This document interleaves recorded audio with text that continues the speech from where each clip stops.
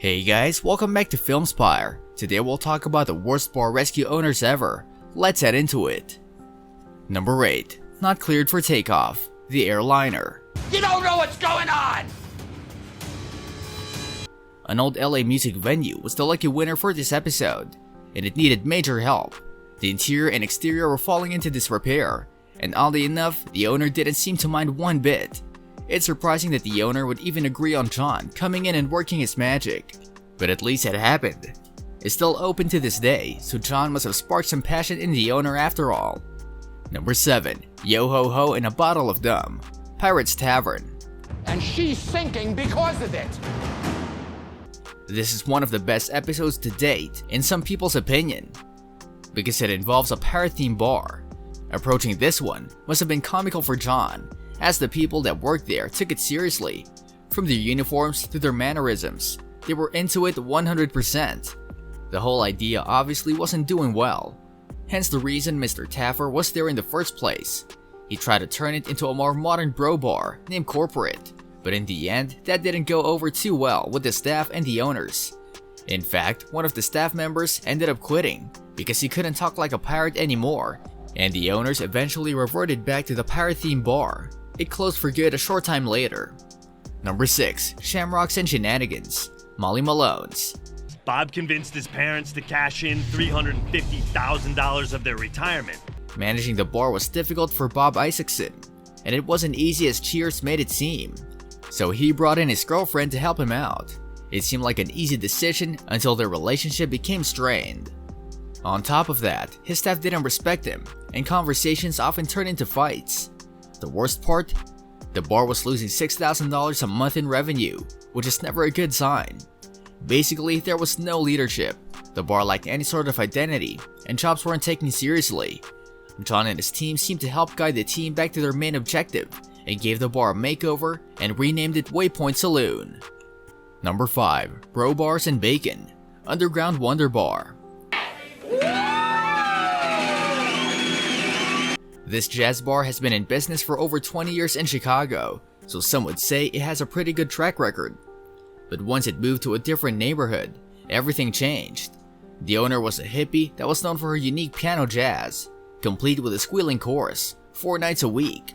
She was also vegan, so it was confusing when bacon was introduced on the new menu. It reopened as a craft cocktail joint that blended in with the masses, and the owner wasn't happy. She eventually asked John if he dyes his hair while coloring on a placemat like a child, and she later used sign language to say some adult-rated words about John to her child. Number 4. The one with Taffer's wife, Sandbar. Now he's gone. I'm not really sure what happened, but honestly he wasn't helping anyway, so good riddance. Once a famous Vegas blues bar, Sandbar was an establishment that had fans such as Etta James before closing in the 1970s. Unfortunately, it wasn't doing well, and that's where John came in. He transformed the bar into a place where patrons could get beer-inspired cocktails and named it after the New Mexico zip code. This all seemed fairly normal until the bar owner started being creepy to John's wife. He compared her arm to another more private part of her body. John got wind of it and flipped out on the OB-GYN. There's a time and place, but it's definitely not at a bar. Number 3. Flying Ants and a Giggly Owner. Tonic Lounge. I don't have a bartender. She had to go take care of ginger ale. So the bartender's in charge of that. Tonic Lounge was a typical dive bar, but with horrible punk rock music that was often live. The first time John stepped through the door, he was met with an empty room and flying ants. John decided a better sound system, a new name, and a new menu would do the trick, but he couldn't get past the odd owner. The owner kept giggling as if he was high on the substance, and John was having none of it. By the looks of it, he could have given Gordon Ramsay a run for his money. Number 2. Too many managers, not enough man. Pro Sports Bar. Look, it's choking! In this episode, John realized that there was an abundance of managers on site, which wasn't needed. They all seemed to have their own agenda, but the one thing they saw eye to eye on was giving the owner a hard time. It's not a good sign when the owner can successfully manage his own staff, and John saw this right away. From their attitude to the constant arguing, it was a painful episode to watch. Since the show, the bar is now called BR Steak and is still in business. Number 1. Raccoons in a tacky smoking jacket. Casey's Bar. That getting people drunk is going to make them money. Over-serving isn't just irresponsible, it's immoral.